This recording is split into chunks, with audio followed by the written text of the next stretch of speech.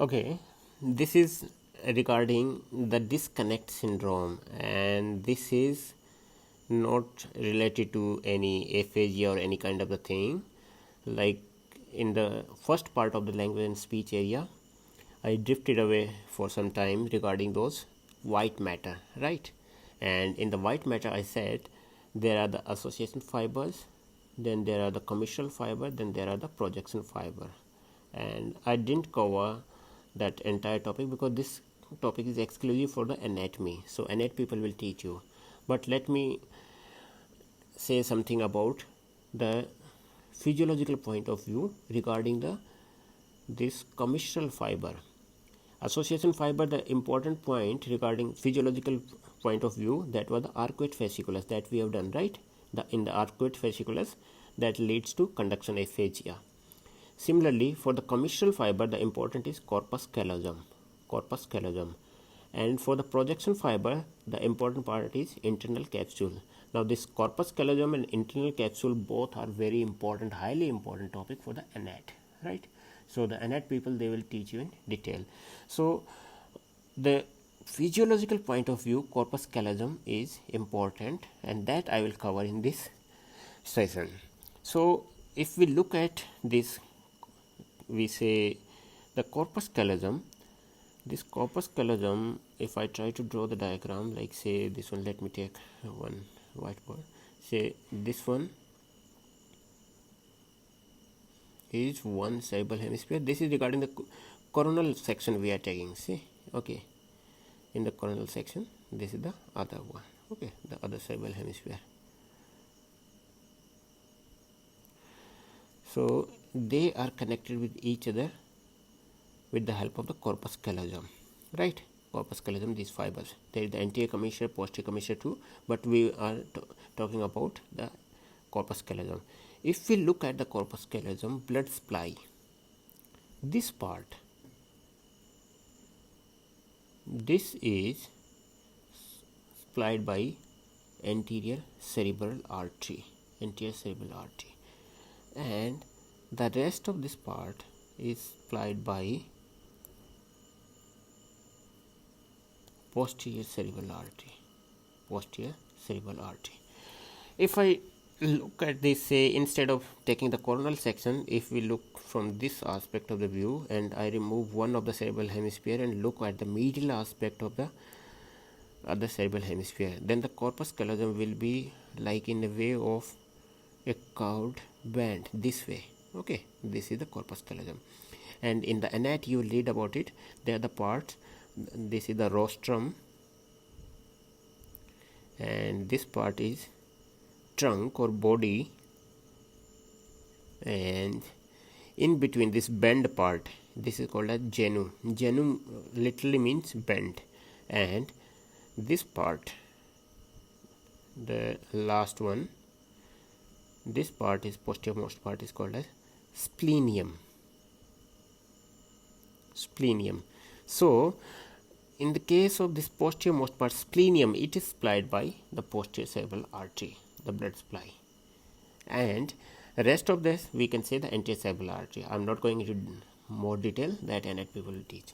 So if there is any lesion of the anterior cerebral artery, that provides the blood supply to this anterior part of the corpus callosum, or if there happens to be any lesion in the posterior cerebral artery supplying the splenium, what will be the physiological point of view, the symptoms of that person who is getting affected. So one by one we will cover this one. So now coming to, if only the anterior aspect or the anterior cerebral artery is getting affected, right? Anterior cerebral artery is getting affected, then it will lead to, say, this pink part is supplied by the anterior cerebral artery, and this green part, this much part of corpus callosum, this is the corpus callosum, so only this much part, the splenium, it is supplied by the posterior cerebral artery, and major chunk, the rostrum, genu as well as the trunk of the body is supplied by the anterior cerebral artery. So if there happens to be lesion with the anterior cerebral artery supplying this part of the, see, the anterior cerebral artery not only supplies the corpus callosum, it supplies the other part of the cerebral hemisphere, but anterior cerebral artery branches into different parts to supply the different area. Say if this branch, only one branch is getting affected, it gets blocked by the thrombus or embolus, and that branch happens to supply the blood to the corpus callosum. Then that person will have a collection of the symptoms that's called as transcortical apraxia. And if the branch of the posterior cerebral artery supplies the splenium, it gets blocked, then that person will suffer from Alexia without agraphia. So first we will cover this transcortical apraxia. Now what you mean by apraxia? Everybody knows what is apraxia. Apraxia is inability to execute a particular function or to particular movement. Now the motor entity, that faculty is totally intact. That person doesn't have any paralysis or the paresis, but that execution is not happening. So it means, say if I ask you, if a person is who is suffering from the loss of the blood supply to the anterior part of the corpus callosum, and if we ask that person to move the left arm, left hand or left leg, then will that person be able to move the left arm or not? See, what is the entire, if somebody asks you to move your left arm, say move your left arm, then how will you trace that pathway, the entire pathway? From the command is to move the left arm, that is a sensory command. You are hearing this sentence, move your left arm, and it will end up after at moving your left arm. So how will you trace that pathway? The pathway is through the auditory cortex, right, in the left cerebral hemisphere or dominant cerebral hemisphere. That command will reach, move your left arm. Okay, so the verbal command to move the left arm will go and get interpreted in the vernix area and the angular gyrus of the left cerebral hemisphere, because that is the dominant cerebral hemisphere.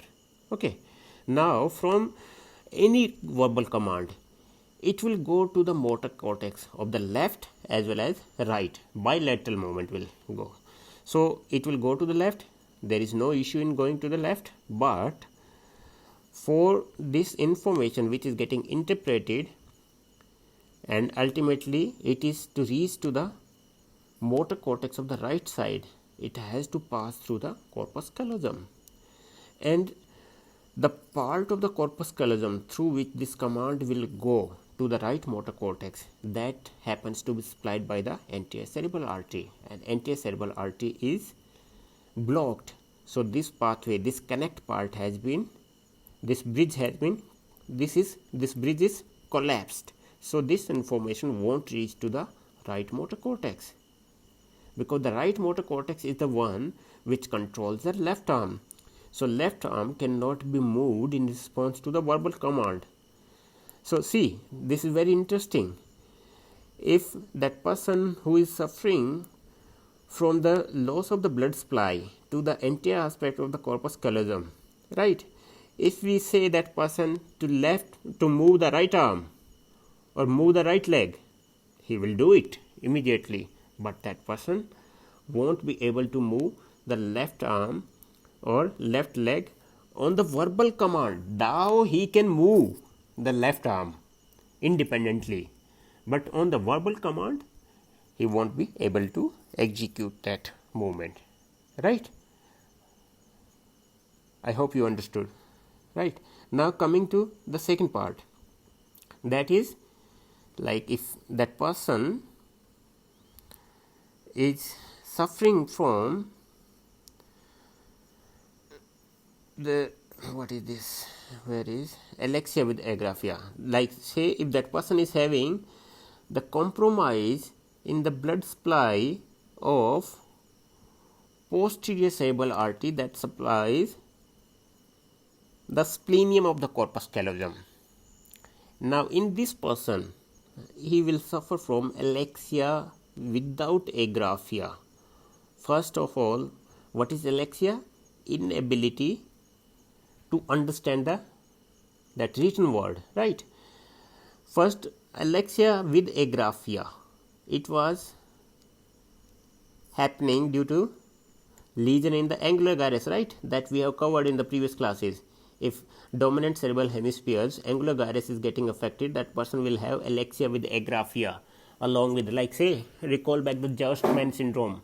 Okay, so Alexia without agraphia. Let's see how this happens.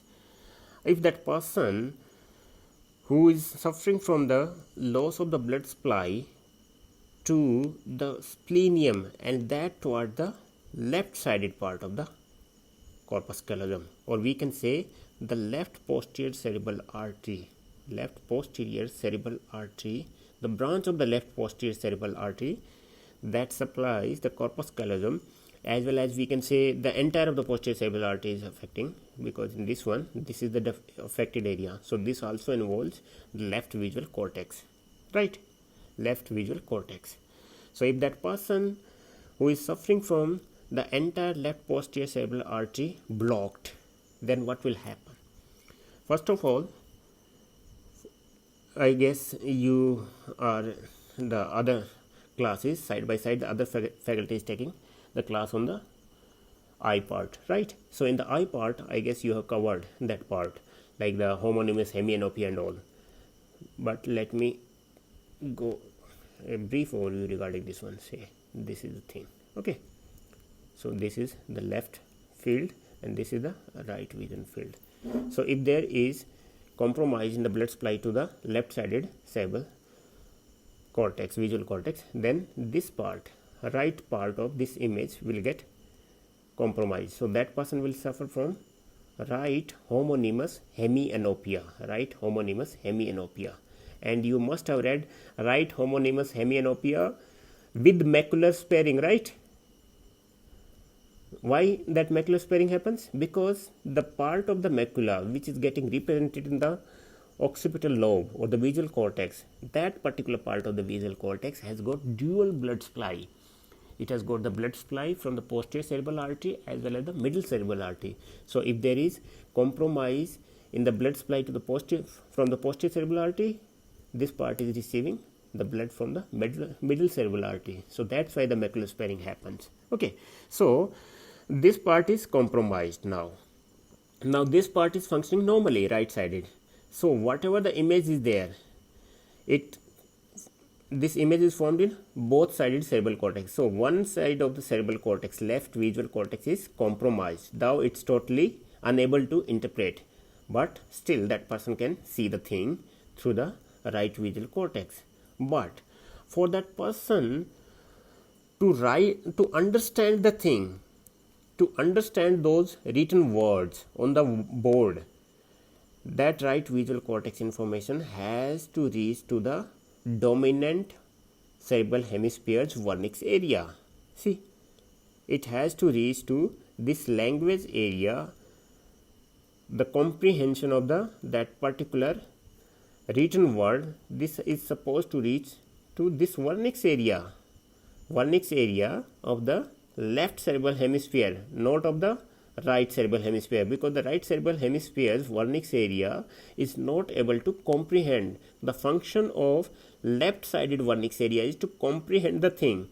So if there is no compromise in the blood supply to the visual cortex, then there won't be any issue, because this information will reach to the vernix area. But now this path is totally cut, so that person has to depend for this information from the right visual cortex to reach to the vernix area, and then vernix area will order this information will go to the Broca's area of the same side, as well as Broca's area in the motor and premotor cortex of the same side, as well as to the opposite side. Now where is the lesion? Lesion is at the communication part of the right visual cortex with the left sided vernix area. The posterior cerebral artery supplies this part, and this commissural fiber, it passes through the splenium, so it won't reach over there.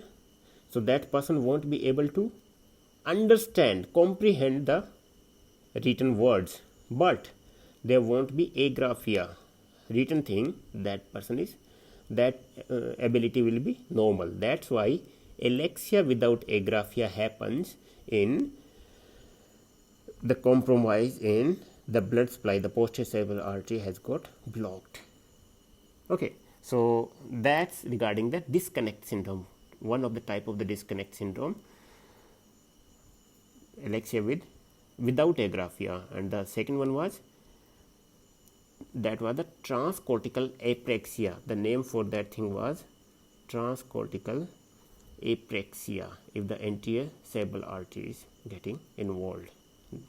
So that's all.